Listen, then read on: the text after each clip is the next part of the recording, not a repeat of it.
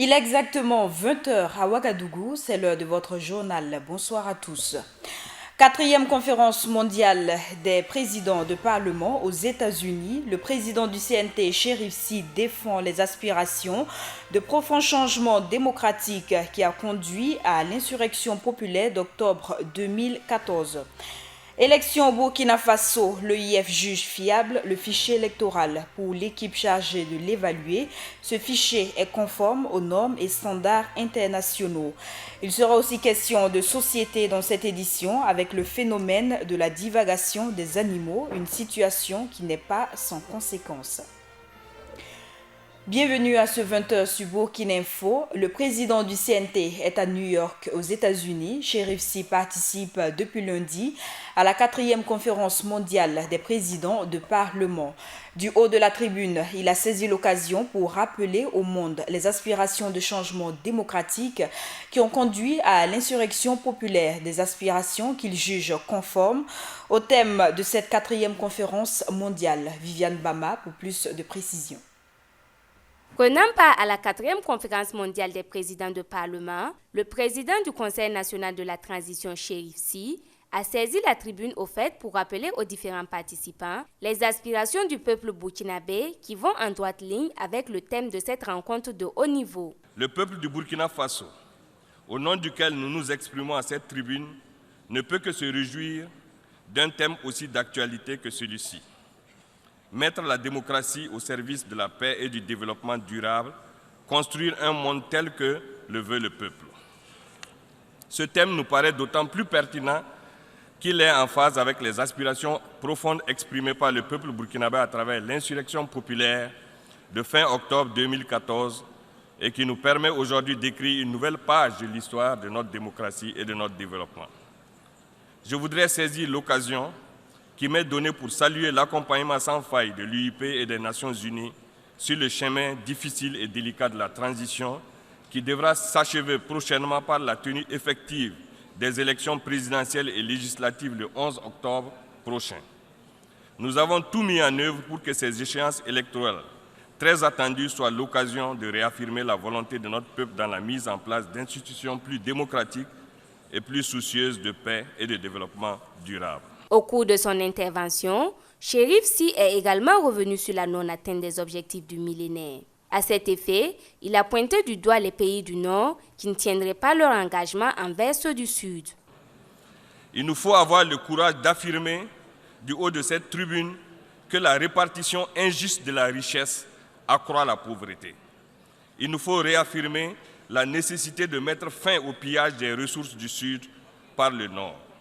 Rappelons que cette 4e conférence mondiale des présidents de parlement se tient du 31 août au 2 septembre aux États-Unis sous le thème « Mettre la démocratie au service de la paix et du développement durable, construire un monde tel que le veut le peuple ». Le fichier électoral du Burkina est conforme aux normes et standards internationaux. Il est donc fiable pour la tenue des élections. C'est à cette conclusion qu'est parvenue la délégation de l'OIF présente à Ouagadougou pour évaluer ce fichier. Les résultats de leurs travaux ont été communiqués ce matin aux acteurs impliqués dans le processus électoral et c'est avec Viviane Bama. Le fichier électoral du Burkina Faso est bien valide pour la tenue des élections présidentielles et législatives. C'est la conclusion à laquelle est parvenue la délégation de l'Organisation internationale de la francophonie, OIF. Nous avons passé au peigne fin le fichier électoral dans toutes ses dimensions. Dimension juridique, dimension administrative, dimension technique et même aussi les dimensions politiques. Et nous avons conclu à la fin de ces analyses que le fichier électoral 2015 du Burkina Faso était tout à fait conforme aux normes et standards internationaux. Et par conséquent, il est fiable pour la tenue des scrutins législatifs et présidentiels du 11 octobre 2015. Même si le fichier comporte des faiblesses, il est bien au-dessus de ceux des pays de la sous-région. Je dirais que le fichier du Burkina Faso se situe en tout cas dans la moyenne supérieure, sinon même en tout cas au-dessus de beaucoup d'autres fichiers électoraux. À part le fichier électoral de la Mauritanie, je pense que le fichier électoral du Burkina en tout cas se rapproche beaucoup plus des normes en tout cas, et respecte beaucoup plus les normes et les standards internationaux en la matière. Et pour le président de la CENI, cela ne peut qu'être une bonne nouvelle pour sa structure.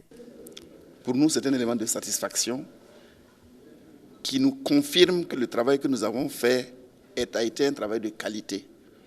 Donc, je salue les équipes techniques de la CENI, la direction de l'informatique et du fichier électoral, où les agents ont travaillé parfois 24 heures sur 24. Notons que des recommandations ont été faites par les experts de l'OIF pour une amélioration du fichier électoral burkinabé pour les élections à venir. Toujours à propos d'élections, après le Nigeria, c'est au tour du Japon d'apporter son aide à la CENI pour l'organisation du scrutin en octobre 2015. Maître Barthélémy Kéré et son staff ont reçu ce matin du pays du soleil levant un don de matériel composé d'une vingtaine de véhicules et de motos. La remise s'est effectuée en présence de Gaël Rodrigue. Un don de plus pour la Commission électorale nationale indépendante. Le geste est du gouvernement japonais. Composé de 21 véhicules et de 8 motos d'une valeur d'environ 500 millions, ces matériels, selon les diplomates japonais, visent à accroître l'efficacité du processus électoral et permettent à la CENI de remplir ses missions dans les conditions optimales. Les matériels ruraux sont pour accroître l'efficacité du processus électoral. Comme vous pouvez l'imaginer, la mobilité des agents de la CENI et des institutions concernées est fondamentale pour assurer en toute sécurité les transports de matériel et documents électoraux et puis le transfert des résultats des scrutins. Mais aussi la tenue d'élections libres, transparentes et acceptées par tous. Que les élections à venir soient organisées de manière transparente et équitable, crédible et apaisée, et que les résultats des élections soient bien respectés et acceptés par tous les acteurs. Selon le président de la Commission électorale nationale, Maître Barthélémy Kéré, ce geste vient à point nommé car permettra aux agents de son institution d'être plus efficaces sur le terrain. Elle arrive vraiment à point nommé. Je l'ai expliqué tantôt, nous avons donc la liste des électeurs, nous avons les listes des candidats pour les législatives, nous attendons incessamment la liste des candidats pour la présidentielle. Ça veut dire que tous les ingrédients sont là. Il suffit maintenant à la CENI de se lancer pour effectivement procéder aux opérations pratiques pour l'organisation effective du scrutin. Nous y sommes. Donc, le fait que l'ambassade du Japon ait décidé en ce moment précis d'accroître en fait nos capacités logistiques, notre mobilité, c'est une source de joie énorme pour nous. Ça nous permet d'aborder en fait toutes ces opérations avec toute la sérénité nécessaire. Ça nous permet donc de compléter l'ensemble de nos équipements et nous allons donc aborder le terrain avec, comme j'ai dit tantôt, une parfaite sérénité. Cette remise de matériel du Japon à la Commission électorale nationale indépendante rentre dans le cadre du renforcement des capacités logistiques de la CENI. À quelques semaines de la présidentielle, un nouveau sondage vient de voir le jour. L'Institut de recherche et de sondage Apidon a publié hier les résultats d'une nouvelle enquête réalisée courant août avant la décision du Conseil constitutionnel d'écarter l'ex-parti au pouvoir. Le sondage porte Roch-Marc Christian Caboret du MPP en tête du premier tour de la présidentielle avec 35,85% des voix, suivi de Zéphirin Diabré de l'UPC avec 26,54% des suffrages. Djibril Bassolé est au 4e rang sur la liste avec plus de 3% des voix. Les négociations entre le gouvernement et les structures syndicales ont débuté hier dès leur prise de fonction. Les autorités de la transition ont plusieurs fois été confrontées à plusieurs revendications des syndicats. Un bras de fer qui perdure jusqu'à nos jours. Retour sur ces différents faits et déclarations avec Joël Zoundi. Au lendemain de la mise en place des organes de la transition, les mouvements syndicaux n'ont pas tardé à se faire entendre. Ce sont les agents de la société burkinabé des brasseries Brakina qui feront le plus défrayer la chronique. Le Premier ministre Isaac Yacouba Zida monte alors au créneau à travers un communiqué. Il interpelle les syndicats à plus de responsabilités et affirme que son gouvernement ne tolérerait plus les mouvements intempestifs de grève. Le message du Premier ministre est salué par l'opinion publique. Contrairement à ce que les syndicats ont dit, l'objectif principal de la transition, c'est d'organiser les élections, ce n'est pas autre chose. Surtout que le ministre en charge de la fonction publique confie que le gouvernement de la transition est très regardant sur les préoccupations des partenaires sociaux. Le gouvernement est très attentif aux préoccupations des travailleurs. Voilà. Et je pense que ce gouvernement qui est issu de l'insurrection comprend effectivement les préoccupations des travailleurs. Nous allons travailler à répondre à ces préoccupations en tenant compte, bien entendu, des moyens qui sont disponibles. Les leaders syndicaux, eux, n'en démordent pas. Notre action, c'est justement d'aider même la transition à réussir sa mission. Si nous nous taisons, c'est là que nous n'aurons pas joué notre rôle. Après quelques mois d'accalmie, le mercure monte de nouveau. Les syndicats de pratiquement tous les ministères se font entendre et les priorités ne manquent pas. Le premier élément il porte sur la loi 013. La loi 013, c'est la loi qui porte au régime juridique applicable aux agents et aux emplois de la fonction publique. Non, le système éducatif. Nous avons échangé avec le gouvernement déchu où nous avons estimé que la mise en œuvre dans nos universités du système LMD n'avait pas requis l'ensemble des conditions qu'il fallait. 7 mois que la transition est en marche et le monde des syndicats est toujours en ébullition. Débuté hier matin, 16 points sont au menu de la rencontre gouvernement-syndicat. Ces points figuraient déjà dans la plateforme revendicative minimale du 1er mai 2015. Et en attendant la reprise des négociations avec le gouvernement prévue pour le 4 septembre, les responsables de l'Union d'action syndicale et autres leaders syndicaux ont tenu une assemblée générale cet après-midi pour mieux affûter leurs armes. Ils ont fait le point des activités menées depuis le début de la transition. Joël Zoundi, reportage. En attendant le second round des négociations gouvernement-syndicat, les responsables de l'Union de l'action syndicale UAS ont convié les leaders syndicaux à une assemblée générale pour faire le point des activités menées depuis le début de la transition. L'assemblée générale s'inscrit dans un cadre qui a été décidé, retenu à travers une lettre circulaire à l'endroit de l'ensemble des travailleurs sur l'ensemble du territoire, exigeant à ce qu'il y ait une tenue d'assemblée générale d'explications et d'informations sur le contenu de la rencontre gouvernement-syndicat qui vient de s'engager. Pour le président de l'UAS, les plateformes revendicatives sont connues du gouvernement depuis le 1er mai dernier. Et la plateforme minimale s'articule autour de 16 points.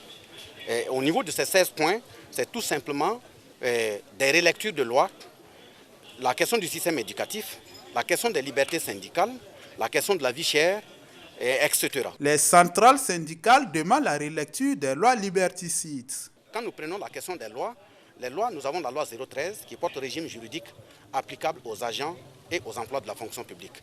Nous avons demandé la relecture parce que cette loi précarise l'emploi au niveau des fonctionnaires. Cette loi provoque des divisions en catégorisant les fonctionnaires à deux niveaux, fonctionnaires et contractuels. Outre la relecture des lois, le Code du travail est aussi dans le collimateur des syndicats. Nous avons aussi constaté que la loi 028 qui porte Code du travail a un contenu qui ne permet pas aux travailleurs de vivre de façon décente. Quand nous prenons l'article 52, il permet au patronat de renouveler le contrat à durée déterminée une fois, autant qu'il le souhaite, ce qui n'est pas acceptable. À son article 74, il permet même en cas de licenciement abusif de dédommager le travailleur tout au plus 18 mois. Et les délégués syndicaux demandent aussi la levée de certaines mesures ayant entraîné la chute du régime compaoré. Toujours dans le cadre des libertés, nous avons dit qu'il faut dissoudre les zones rouges. On ne peut pas admettre qu'il y ait une catégorie de Burkinabés, quand ils marchent sur des zones, elles deviennent des zones blanches. Et les travailleurs, quand ils veulent manifester, on estime que ce sont des zones rouges. L'Assemblée nationale qui porte les impacts toujours de l'insurrection est située sur une zone rouge. Le Premier ministre de retour de Côte d'Ivoire a marché sur les mêmes zones rouges. Les 6 mots compaorés qui ont été les signataires de ces textes ont marché même sur les mêmes zones rouges les 30 et 31 octobre. Donc on ne peut pas admettre que ces textes anti-travailleurs et en tout cas des textes liberticides, soient maintenus dans notre pays. Bassolma et ses camarades ont enfin lancé un appel aux travailleurs du Burkina Faso à rester mobilisés pour défendre les intérêts, car seule la lutte paye. Parlons à présent société. Si vous vivez à Ouagadougou, voir des animaux traversant les routes, parfois même les ruelles, n'est plus un fait nouveau. Cela pour dire que le phénomène de la divagation des animaux perdure malgré les mesures prises par les autorités. Une situation qui est très souvent source d'accidents de circulation, suivant ce constat de Joël Zoundi. Le phénomène de la divagation des animaux refait surface dans la ville de Ouagadougou. C'est le moins que l'on puisse dire avec ces troupeaux de bœufs que l'on aperçoit aux abords d'une des principales voies menant au quartier Ouaga 2000. Isolés ou en groupe, ces animaux en divagation sont au dire des populations des dangers ambulants. Bon, naturellement, des accidents, parce que vous savez que Ouagadougou, c'est une ville qui regorge beaucoup. Là, vous voyez la circulation, déjà même, il y a les motos, il y a les... Donc si des animaux s'y mêlent, vous voyez comment ça nous amène. Il y a ça, il y a même quand vous plantez vos arbres devant les portes, vous voyez les animaux qui viennent brouter, ça crée des désagréments. C'est dommage, hein, c'est une mauvaise chose. Pour une grande ville comme Ouagadougou, on ne devrait pas voir des animaux circuler, divaguer comme ça. Je pense que c'est une très mauvaise chose, voilà, qu'il faut combattre. Là, mais les bœufs là, nous dérangent toujours, donc c'est pas la peine. Les bœufs là, en tout cas, pour qu'ils circulent en ville comme cela, ça donne beaucoup de problèmes, je sais. Les usagers des voies, souvent victimes de la divagation des animaux, en ont ras-le-bol et interpellent les autorités à une prise de responsabilité pour juguler le phénomène.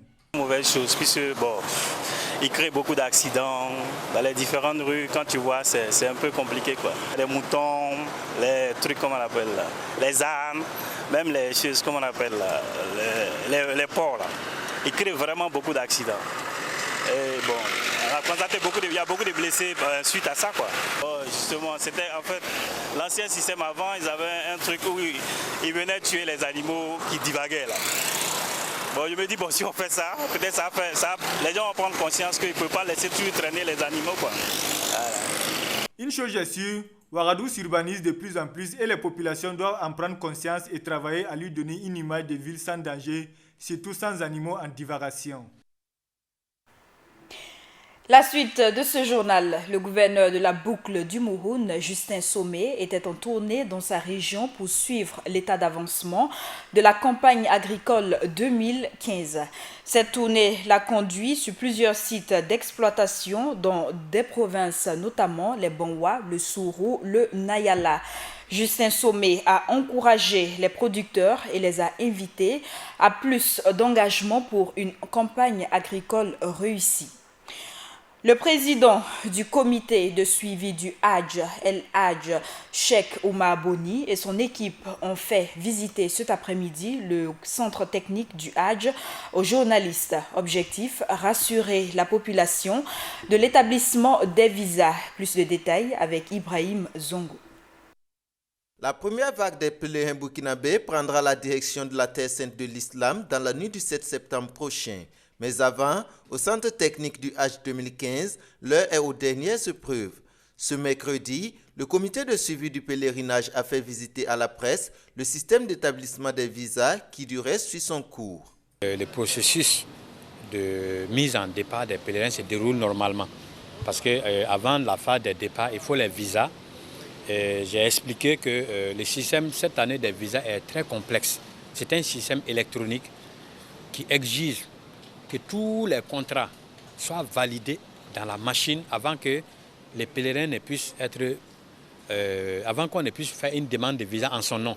Un processus électronique initié par les autorités saoudiennes en vue de réduire les fraudes et plusieurs types de difficultés constatées dans le déroulement du Hadj. C'est un processus qui est assez complexe avec lequel on ne peut pas tricher.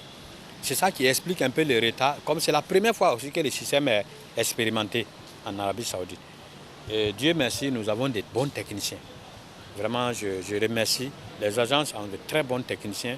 On a eu beaucoup de difficultés, mais pas fini, on s'est imposé au système. À la date du 2 septembre 2015, plus de 3000 visas sont déjà à la disposition du comité de suivi du Hadj. La difficulté pour l'heure, qui retarde le processus d'établissement des visas, serait la validation des contrats de logement par les agences de voyage. Parce qu'une fois qu'un contrat n'est pas validé, ça veut dire qu'on ne peut pas traiter ces passeports-là. Donc j'attire l'attention des agences pour que rapidement on puisse valider un peu ces contrats qui restent là, pour que nous puissions scanner la totalité des passeports.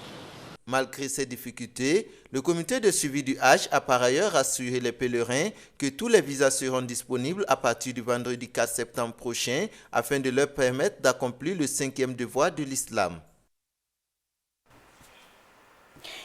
L'espoir s'est définitivement volé chez les travailleurs de la société Tanalyse d'Alizeta Ouedraogo, plus connue sous le nom d'Alizeta Gando. Après 10 mois sans salaire, plus de 140 travailleurs de la société Tanalyse se retrouvent officiellement au chômage. Ils ont reçu hier leur lettre de licenciement, un document qu'ils ont porté ce matin à la connaissance de l'inspection du travail. Le reportage est signé Hassan Nakrou.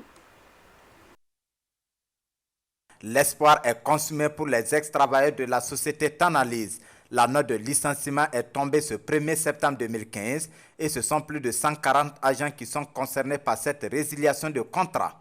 C'est avec désolation et tristesse sur le visage que le délégué du personnel Aimé Yabré s'est présenté ce matin à la Bourse du Travail pour faire cas de la dite décision. Je suis là pour montrer un document que le service nous a délivré hier pour une cessation de contrat. La cessation de contrat, on l'a pris, mais il faut se présenter à l'inspection, voir s'il est conforme d'abord. Parce que les gens, nos collègues ont refusé de prendre, parce qu'ils s'attendaient à prendre avec leurs droits en même temps. Mais comme il n'y a pas de droit, beaucoup ont refusé de prendre. Donc il faut se présenter à l'inspection pour voir la conduite à tenir. Un licenciement survenu après 10 mois d'attente et d'espoir. Aujourd'hui, beaucoup d'entre eux croupissent dans la misère, malgré le secours du gouvernement à travers le ministère de l'Action sociale, à en croire le délégué du personnel. Au moment où on travaillait, même c'était difficile, même n'en parlons pas aujourd'hui, 10 mois de salaire, 10 mois sans salaire. Chacun se bat comme il peut. L'Action sociale nous est venue en aide, en vivre. Une estimation, ils ont estimé que la quantité qu'ils nous ont donnée peut atteindre 6 mois. On est au 6e mois de l'aide de l'Action sociale. Il y a des familles qui ont beaucoup d'enfants.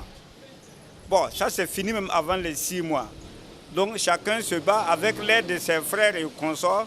Et ceux-là qui peuvent toujours faire des petits contrats, sont en recherche d'emploi. Il n'y a plus espoir, puisque du moment où même il n'y a plus de relation même avec nos ex-travailleurs, il n'y a plus de communication, rien. Tout se vient maintenant par des informations. Je crois qu'il n'y a plus d'espoir. Ici, à la direction de la société Tanalyse, un constat amer. Une cour déserte, les portes fermées, la cour transformée en une basse-cour, un magasin de stockage presque vide. Au garage, il ne reste plus qu'un seul véhicule et de surcroît non fonctionnel. Une situation générale qui dépeint la crise que cette société traverse. Suite à la sortie médiatique du comité des jeunes unis pour la reprise des concours concernés par les cas de fraude, le gouvernement appelle au calme. Il appelle au sens du dialogue de tous et rassure l'opinion nationale que la justice suit son cours et que les responsabilités seront situées.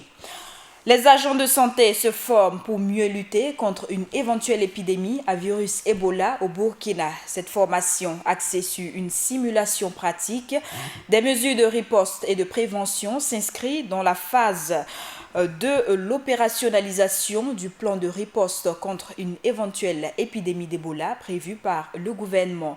Des précisions dans ce reportage de Gaël Rodrigue. Réunis dans la salle de réunion, ces 44 agents de santé et d'hygiène sont en formation simulation pour lutter efficacement contre la maladie à virus Ebola. Cette formation, organisée par la Croix-Rouge et l'ONG Alliance pour l'action médicale internationale à Lima, vient en appui aux formations théoriques car elle se veut pratique. Il s'agit ici de faire une formation pratique.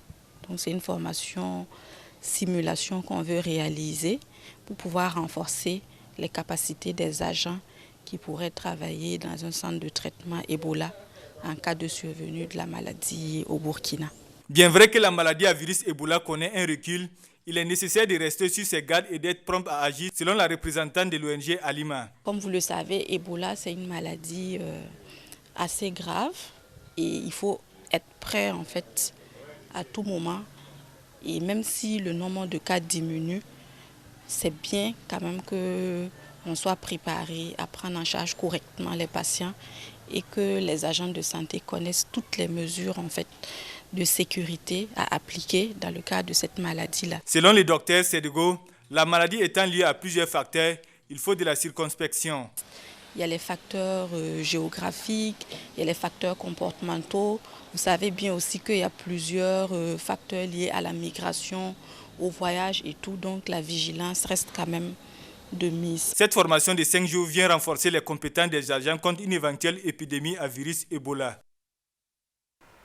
Refermons ce journal avec de l'information hors de chez nous, en Guinée. Ils sont au total 8 candidats à vouloir briguer la magistrature suprême. La Cour constitutionnelle a officiellement clos hier la réception des dossiers de candidature. Le président sortant, Alpha Condé, candidat au scrutin, compte bien briguer un second mandat. L'élection prévue le 11 octobre 2015 se tiendra sans la participation de Dadis Camara, exilé au Burkina Faso.